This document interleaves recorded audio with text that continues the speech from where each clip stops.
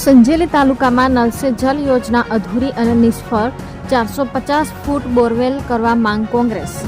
સંજેલી તાલુકા પ્રમુખ દિનેશભાઈ તાવડિયાના નેતૃત્વમાં કોંગ્રેસ સમિતિ દ્વારા તાલુકા વિકાસ અધિકારીને આવેદનપત્ર આપી રજૂઆત કરાઈ. જયેશ સંગાડાએ જણાવ્યું કે નલ સે જલ યોજના માનનીય પ્રધાનમંત્રી શ્રી નરેન્દ્ર મોદીની મહત્વાકાંક્ષી યોજના છે, પણ દાહોદ જિલ્લામાં આ યોજના સદંતર નિષ્ફળ નીવડી છે. સંજેલી તાલુકામાં લગભગ 56 ગામડાઓ આવેલા છે. નલ સે જલ યોજના આવી ત્યારથી જ દરેક ગ્રામ પંચાયત પાણી વેરો લેવાની શરૂઆત કરેલ છે, જેથી ગ્રામ પંચાયત દ્વારા બોરવેલ આપવાનું બંધ કરી દીધેલ છે, જેથી હાલ આકરા ઉનાળામાં પીવાના પાણીની ખૂબ તંગી સર્જાઈ રહી છે.